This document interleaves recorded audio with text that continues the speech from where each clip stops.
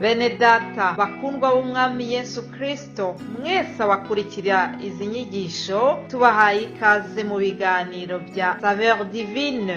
Ibi biganiro mu bitegurirwa n'abavugabutumwa bwiza batandukanye, akaba ari umuhamagaro ugendera ku ijambo ry'Imana byanditse mu gitabo cy'ubutumwa bwiza uko bwanditswe na Matayo ibice 24 umurongo wa 14. Kandi ubutumwa bwiza bw'ubwami buzigishwa mu isi yose ngo bube ubuhamya bwo guhamiriza amahanga yose, nibwo imperuka izahera ko ize. Ibi biganiro mubikurikira ku channel ya YouTube yitwa Saveur Divine. Tubifurije kugubwa neza. Imana Data ari nayo So ibaha umugisha.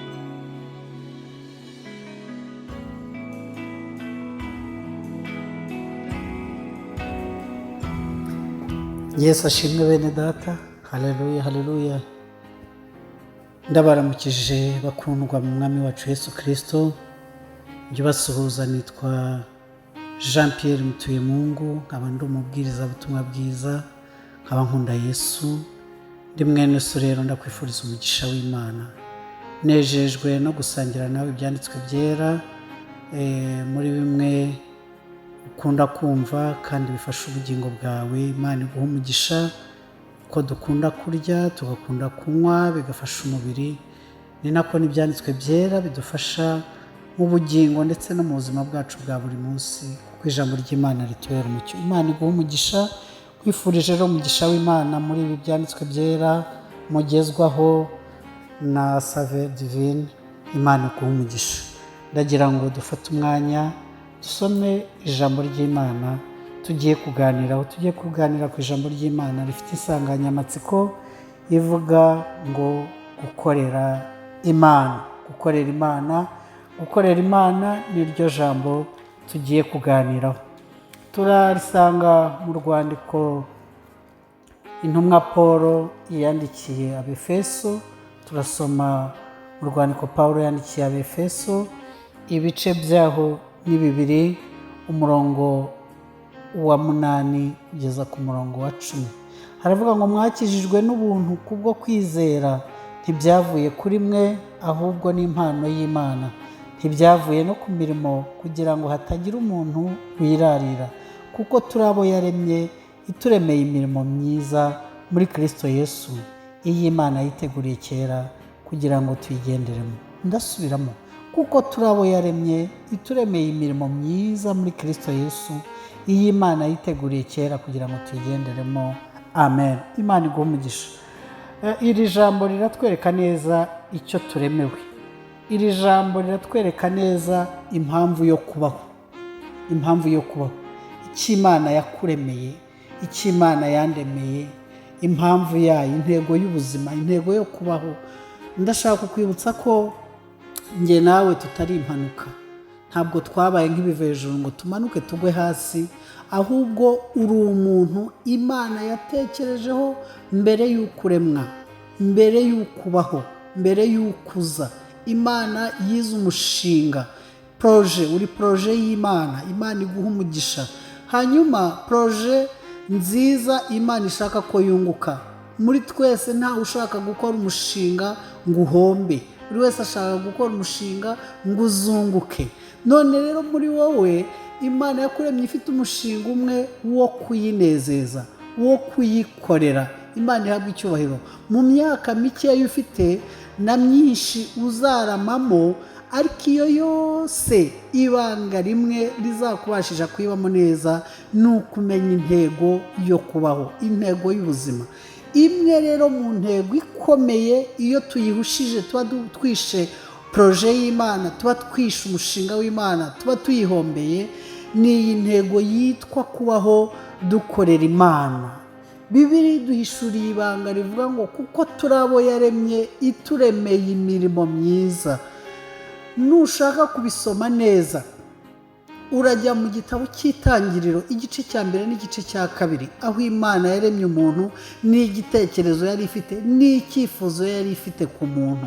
Ntabwo umuntu ava ku nguge, ntabwo umuntu akomoka ku kindi, umuntu akomoka mu Mana. Isoko y'ubuzima bw'umuntu ni mu Mana. Impano y'ubuzima ufite wayihawe n'Umuremyi, kandi haleluya, ashaka ko ubwo buzima yaguhaye iminsi uzabumarana buba ubuzima buyinejeje. Umuntu wamenye iryo banga yitwa Enoki. Enoki ngo amaze kuremwa ngo yaramye imyaka 365, ngo ariko agendana n'Imana arayinezeza, amenya impamvu yo kubaho kwe. Haleluya.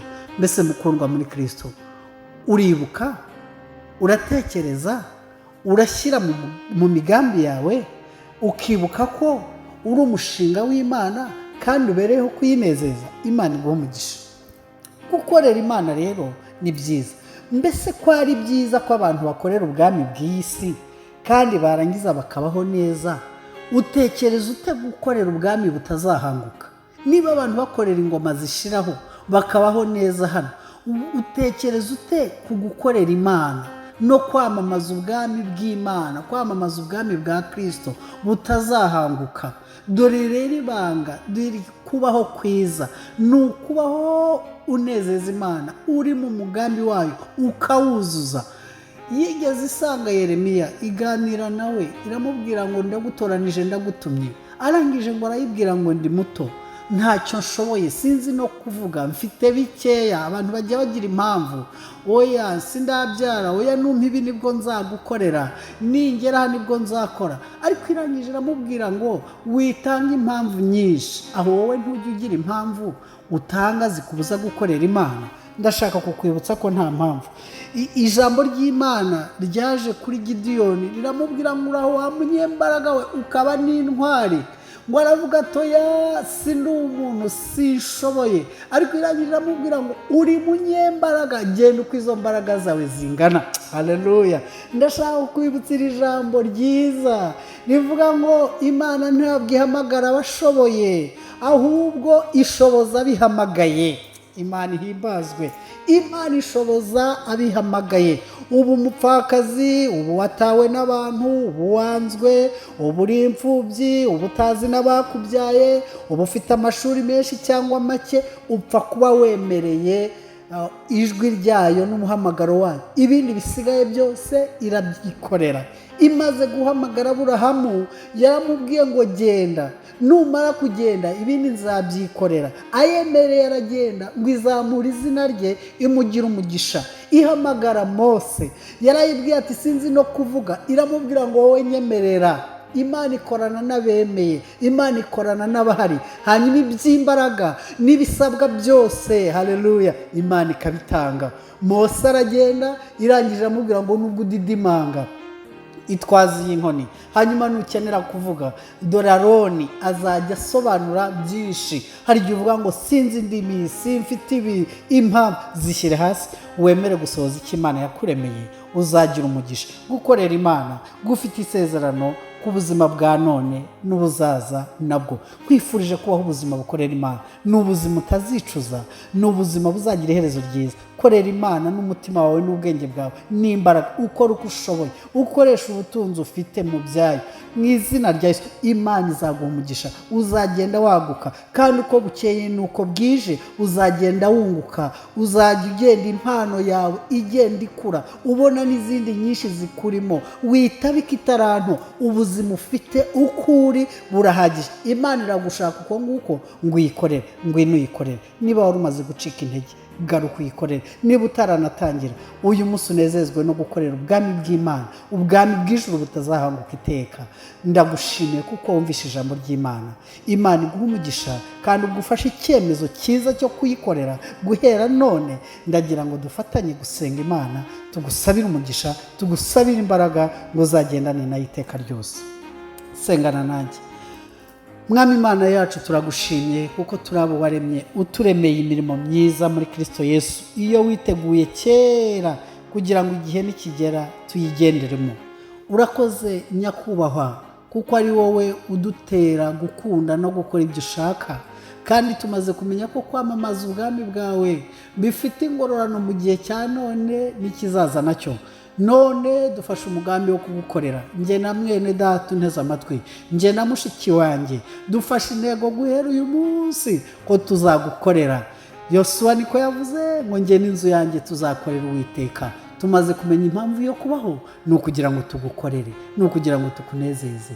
Urakoze Kristo kuko umuhaye imbaraga, none uhereye none akwemereye muha ibikoresho byo gukoresha kandi yinjire mu murimo azanawusoza amahoro. Umuha imbaraga, umuyobore, umwiyereke kandi uhereye none umuha umugisha mu izina ry'umucunguzi wacu Yesu Kristo. Amen. Imana iguhe umugisha mwinshi kubw'icyemezo cyiza ufashe. Kwifurije umugisha w'Imana mu izina rya Yesu. Amen.